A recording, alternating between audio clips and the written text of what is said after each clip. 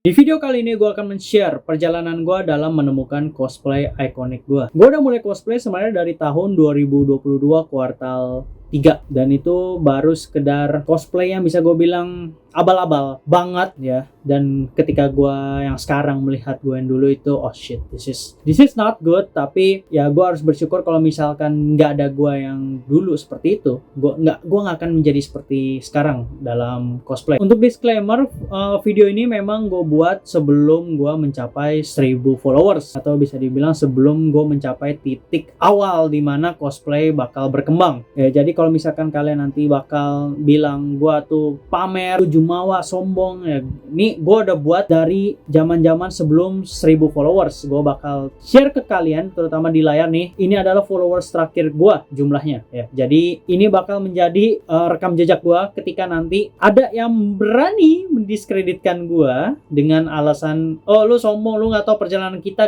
kena mental gini-gini. Anjing, ini gue udah buat dari sebelum 1000 followers. Oke. Kalau begitu kita bakal mulai dari ide. Jadi waktu itu gue ke event cosplay dan gue menemukan banyak banget cosplayer yang bagus, dan gue cukup iri melihatnya karena gue hanyalah NPC. Bahkan gue ngajak foto pun juga ragu karena gue insecure sama diri gue sendiri karena gue nggak cosplay. I'm not a part of them gitu loh. Dan akhirnya gue memutuskan untuk memberanikan diri. Oke, kita akan mulai cosplay. Kira-kira cosplay apa yang low budget, yang cukup untuk kantong gue pada saat itu. Dan akhirnya gue menemukan dua karakter, bisa bilang sebenarnya satu, tapi dia ada dua versi, yaitu Kaneki Ken. Mulai dari Kaneki Ken ini bakal gue ceritain di video terpisah. Cuma gue bakal langsung lompat dimana setelah gue cosplay Kaneki, gue memikirkan bagaimana kalau misalkan gue berhasil cosplay karakter yang memang gue banget. Dan akhirnya gue mengikuti vision gue, dimana gue udah tumpahkan itu di video Reels yang berjudul cara untuk menemukan cosplay ikonik kalian, atau cara menentukan cosplay pertama kalian. Yang biasa cosplay pertama itu bisa menjadi ikonik, tapi sayangnya tidak berlaku bagi gue. Well, gue bisa bilang 50% berlaku karena gue cukup ikonik juga di Kaneki Black Reaper. Tapi yang memang yang paling ikonik adalah cosplay gue di Arima. Jadi yang pertama gue lakukan itu adalah dig my past ya.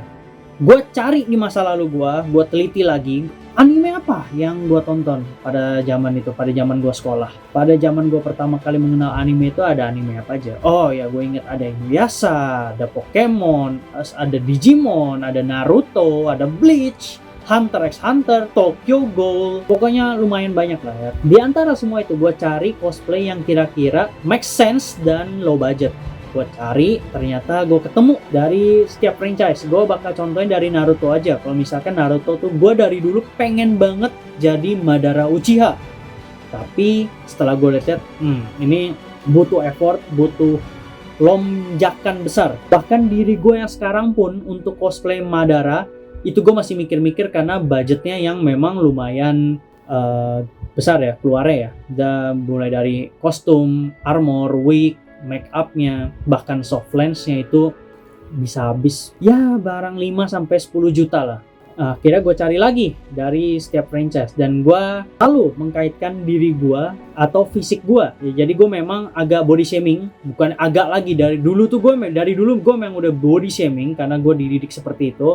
Jadi ya kalau kalian tidak terbiasa dengan body shaming ya kalian lemah gitu loh. Jadi gue cari karakter lagi, gue cari yang berdasarkan fisik gue ya. Waktu itu memang fisik gue udah kurus dan berkacamata. Gue cari karakter yang kira-kira kurus, berkacamata, dan akhirnya gue ketemu yaitu satu karakter yang gue pengen banget cosplay, yaitu dari dulu adalah Arima Kisho dari Tokyo Ghoul. Dan dulu ternyata setelah gue ingat-ingat lagi, gue tuh sangat membenci karakter ini, terutama di animenya. Alasannya kenapa? Karena nih karakter tidak muncul di season 1. Dia hanya muncul di season 2. Dan dia berlagak seperti hero. Dan perlu diketahui kalau misalkan gue tidak menonton Tokyo Ghoul Aogiri di masa penayangannya.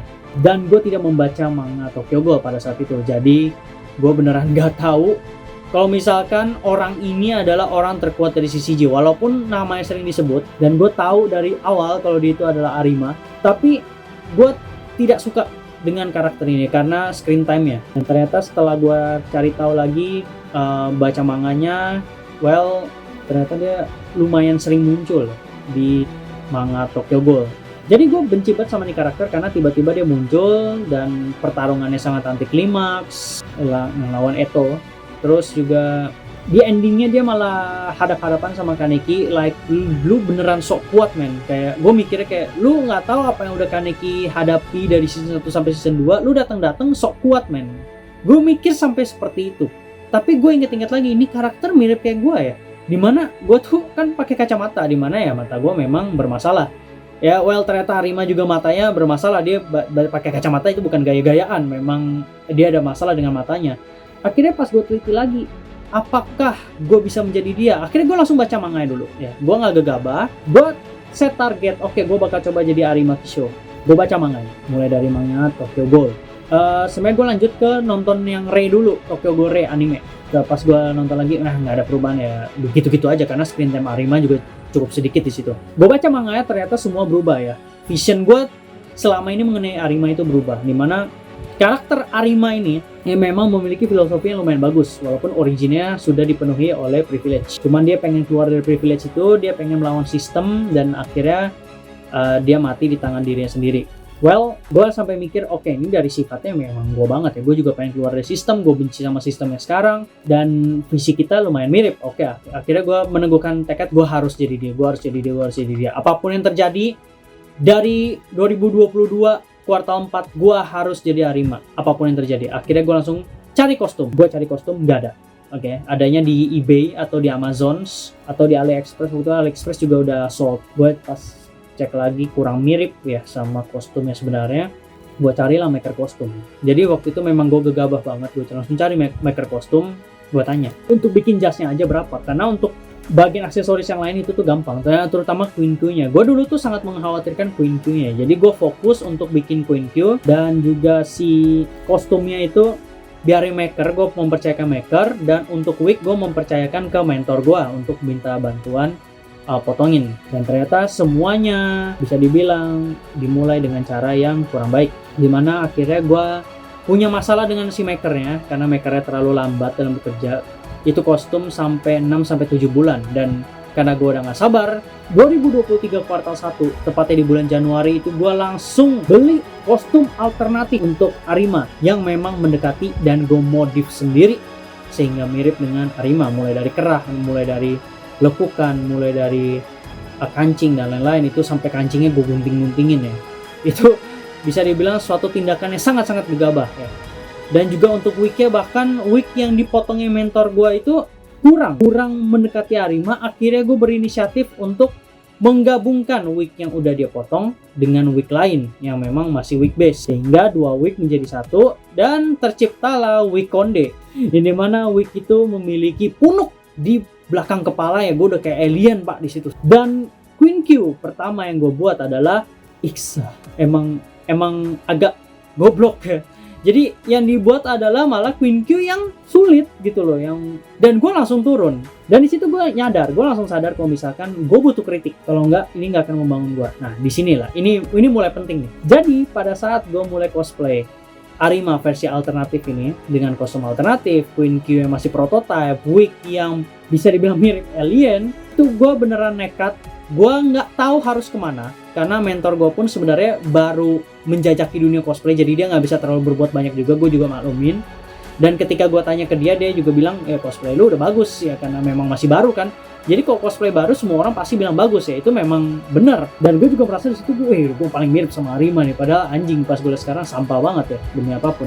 Gue mengambil langkah yang cukup ekstrim. Ini langkah yang tidak semua orang berani untuk mengambil resiko, yaitu gue harus mencari orang yang berani mengkritik gue tanpa mereka harus bilang atau merasa tidak enak. Karena orang yang selama ini gue tanya pendapatnya, mereka selalu bilang bagus, dan mereka selalu tahu kalau misalkan gue itu Arima.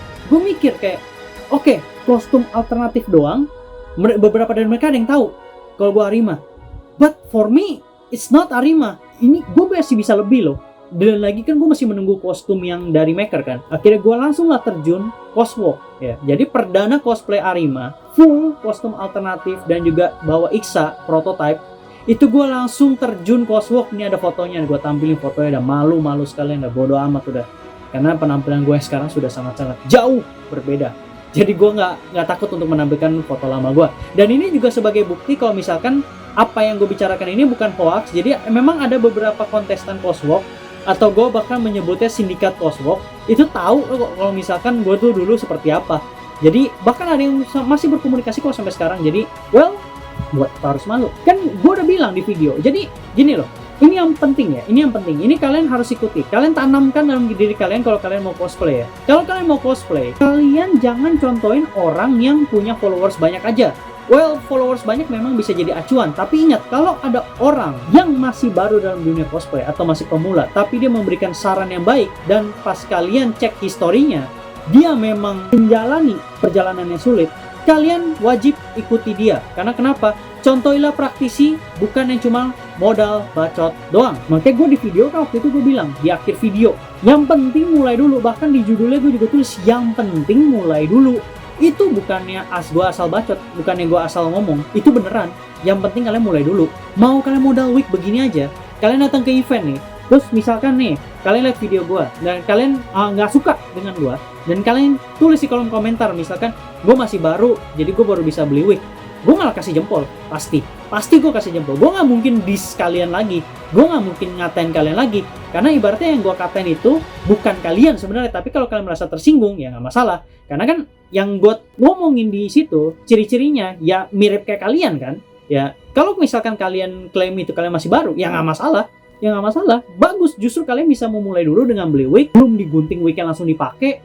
Itu adalah permulaan yang bagus daripada gue dulu cosplay mulai itu wignya nggak gue potong cuy, gue pakai rambut asli men, dan gue ngaku-ngaku itu Black Reaper asu kan. Ini ada fotonya nih, fotonya ada yang sama Aska, ada yang sama Gemma, no. Betapa malunya gue dulu ya. Gue langsung turun Coswalk, dan ternyata surprisingly nggak ada sesi komentar. Ini yang gue takut, kayak wah gue turun Coswalk kok nggak dikomentarin ya. Gue berharap ada yang komentar gitu loh, berharap juri ini komentar, karena yang bisa atau yang berhak untuk mengomentari cosplayer secara resmi tanpa ada sakit-sakit hati, karena manusia sekarang banyak yang cepat sakit hati walaupun gue enggak, yaitu juri Coswalk atau juri cosplay competition. Gue berharap dari mereka justru, tapi nggak dikomentar. Ya udah, akhirnya gue ngelihatnya dari segi oke, gue nggak menang, gue kalah, udah pasti, gue udah tahu gue udah pasti kalah lah gitu. Gue temen gue juga pada temen gue yang nemenin gue juga bilang, gue udah tahu perasaan dia, lu pasti kalah dari ya. Gue juga tahu ini kan kostum alternatif, lu mau ngarep apa, gue juga tahu pasti kalah.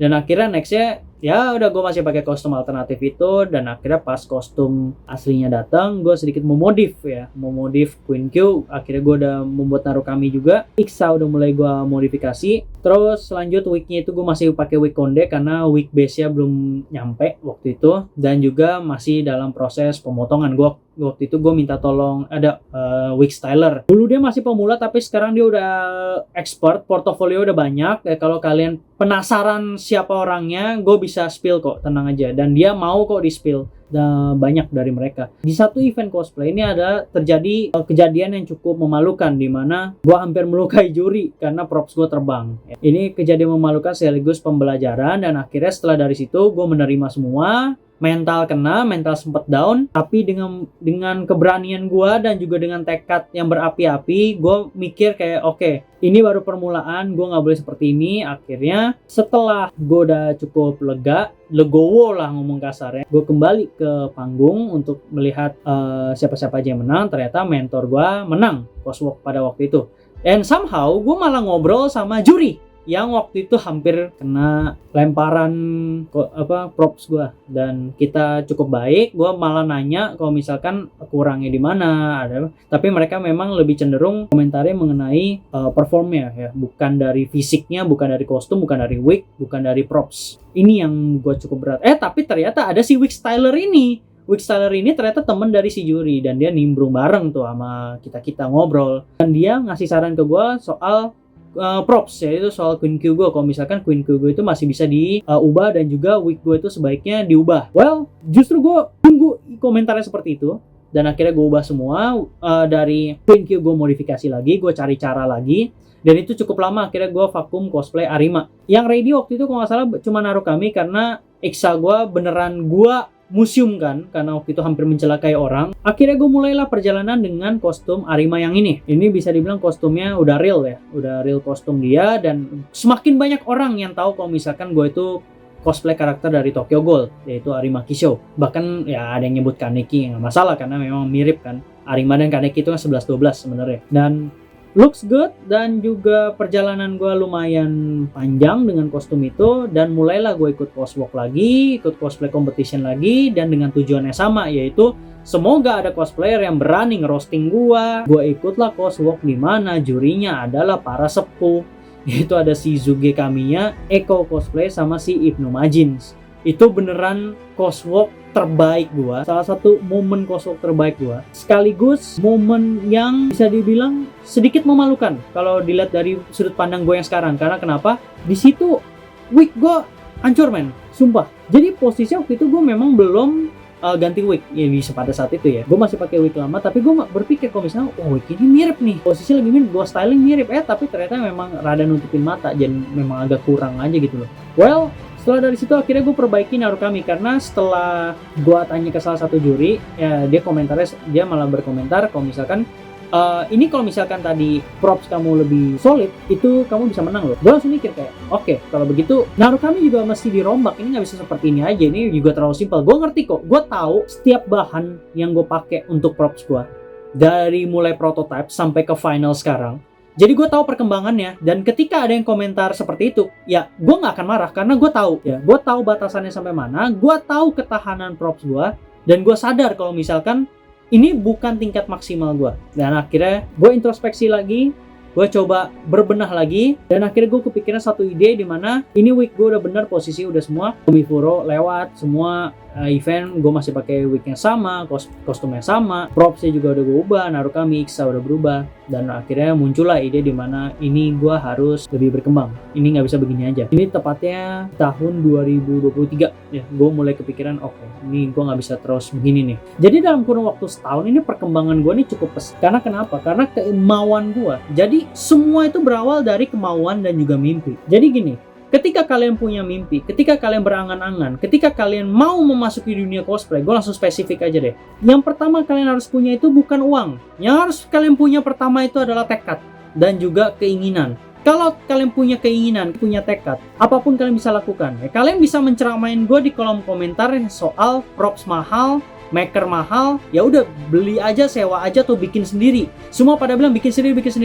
Ya, gue juga udah tahu bikin sendiri kalau misalkan mahal, karena hampir semua props gue pun gue bikin sendiri. Jadi di video itu memang gue hanya buat untuk entertain, supaya seru-seruan aja. Gue tahu kalau misalkan kalau mau murah bikin sendiri. Jadi kalau kalian masih ngeluh soal duit, kalian harus perhatikan tekad kalian dulu dan keinginan kalian dulu. Kalau kalian tidak punya keinginan yang kuat, dan kalian tidak punya tekad yang kuat dan keinginan yang kuat, ya kalian nggak akan bisa. Mau uang kalian sebanyak apapun, ya ujung-ujungnya kalian hanya akan begitu-begitu aja. Dan akhirnya pada saat tahun 2023 pertengahan ya, kalau nggak salah kuartal 3 awal, itu gue bertekad, gue harus berkembang apapun yang terjadi.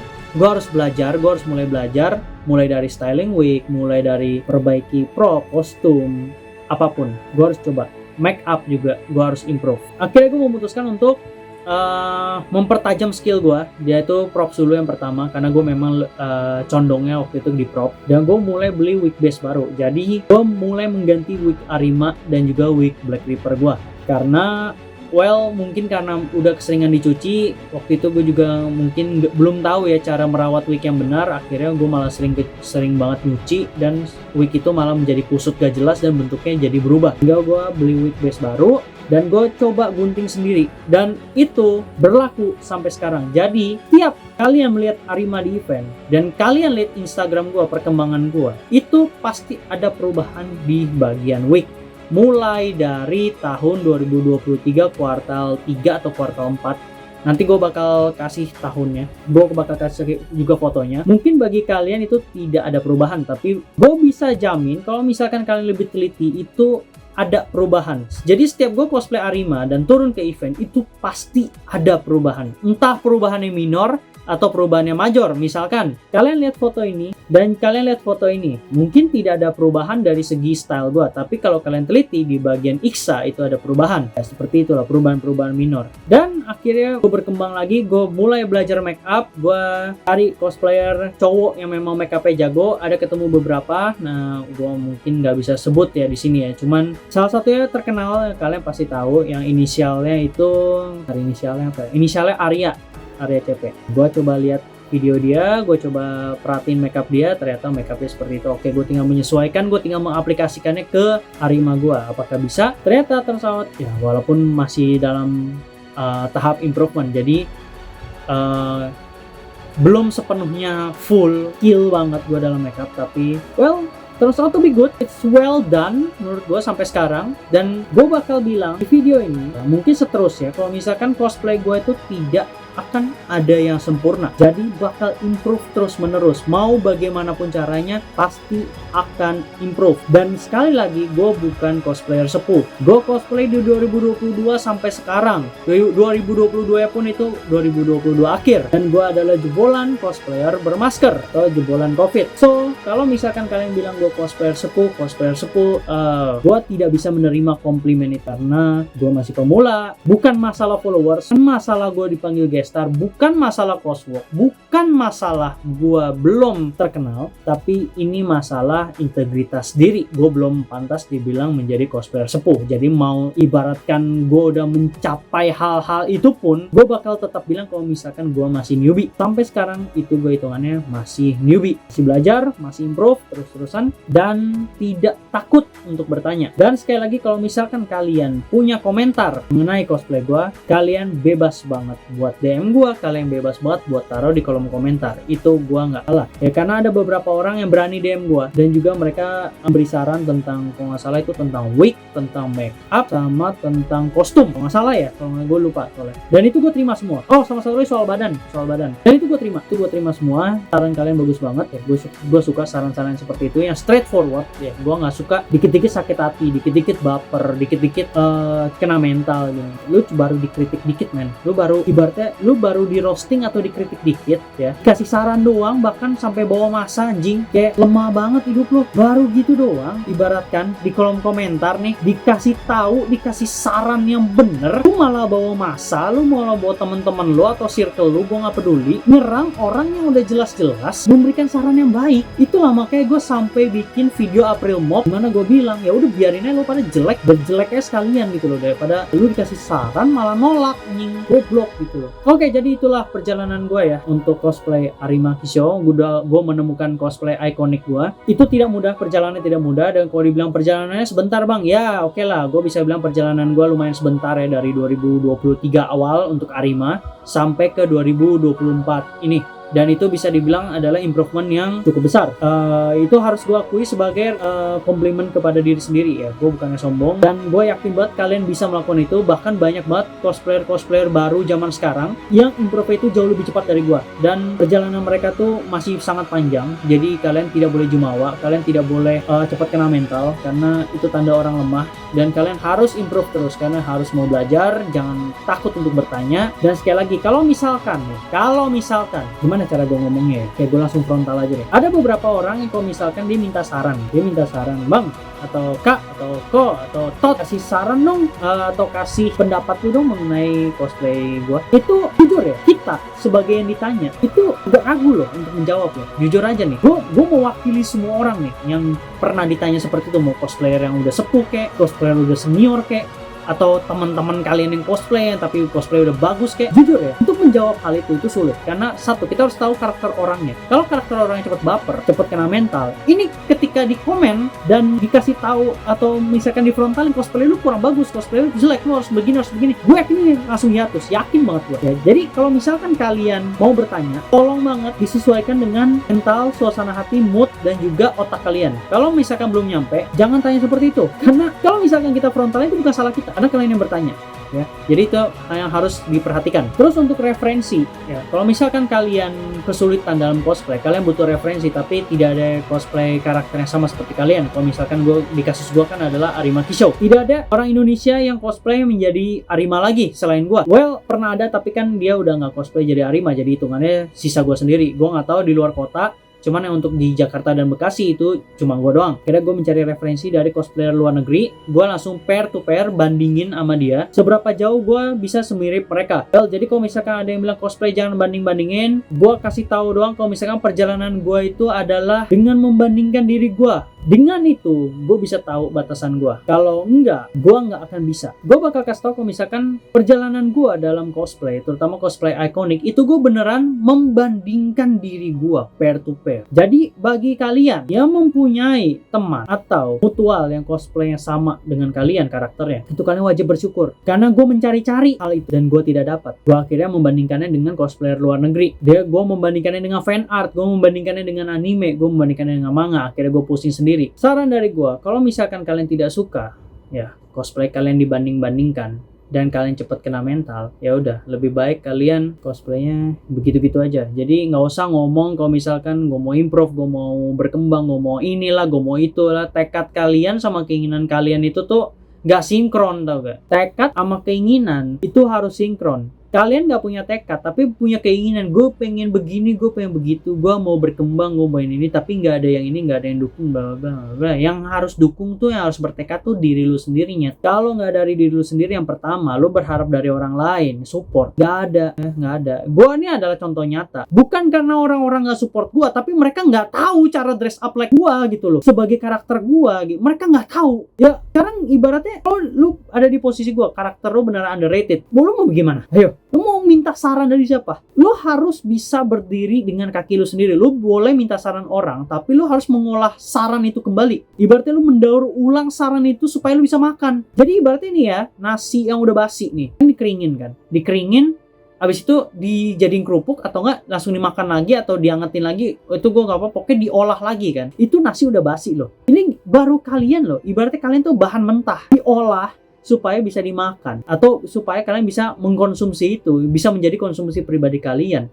Tapi dikit-dikit kena mental, dikit-dikit aduh mental gue terganggu, aduh cosplay just for fun. Gini ya, kalau memang cosplay just for fun, gue bakal ikutin kata-kata kalian, oke? Cosplay just for fun, nggak masalah, gue bisa ikutin kok. Tapi kalau sampai gue nemu di kolom komentar ada yang rasis atau ada yang membahas fisik, body shaming atau apapun, gue bantai ya. Karena kalian bilang cosplay just for fun. Kalau just for fun, anything nggak boleh dikritik, anything nggak boleh dikasih saran, dan mereka berkembang harus dari diri mereka sendiri. Jadi hati-hati dalam ngomong cosplay just for fun untuk menjustify apapun. Karena kalau kalian, ada beberapa orang yang memang cosplay itu nggak untuk fun ya, untuk pekerjaan. Jadi hati-hati dalam berbicara, nggak semua orang berpikir seperti kalian. Dunia ini tidak berputar di sekeliling kalian aja. Dunia ini sangat luas, termasuk di dunia cosplay. Sekali lagi, nggak semua orang ingin cosplay just for fun. Dan nggak semua orang cuma put on the costume, put on the wig untuk ketawa-ketawa, ngedance doang di mall atau di event. Nggak semua orang seperti itu. Ada yang memang serius, ada yang ikut pertandingan, ada yang ikut cosplay, ada yang jadi guest star, ada yang jadi model. Bahkan ada yang ngambil pekerjaan di situ, entah jadi props maker lah, jadi kostum maker lah, wig styler lah, make up komis lah. Jadi hati-hati dalam berbicara, apalagi dengan kata-kata just for fun. Nanti kalau misalkan gue kasih contoh yang lebih parah, yang di dunia nyata banget, kalian pasti kena mental lagi. Ntar dibilang apa? Lu membandingkan, lu begini ya. Mereka juga just for fun, lu mau apa lu nyet? Ayo, jadi hati-hati ya. Kalau misalkan bilang just for fun, apalagi di depan gue bisa balikin loh. Oke, kalau begitu mungkin segini dulu aja untuk video kali ini. Sama panjangnya sih bisa dibilang untuk video dengan video sebelumnya ya. Well, inilah pengalaman gue dalam cosplay karakter ikonik, dalam menemukan cosplay pertama gue, dan juga dalam berkembang selama di dunia cosplay. Ini khususnya untuk karakter ikonik. Nextnya mungkin gue bakal bahas untuk cosplay karakter lainnya. Jadi di luar dari karakter ikonik, karena memang perjalanan gue ini penuh lika-liku. Jadi cosplay yang gue pertama pun bukan cosplay ikonik gue, tapi adalah cosplay karakter lain. So kalau begitu, terima kasih banget yang udah nonton, and see you guys in the next episode.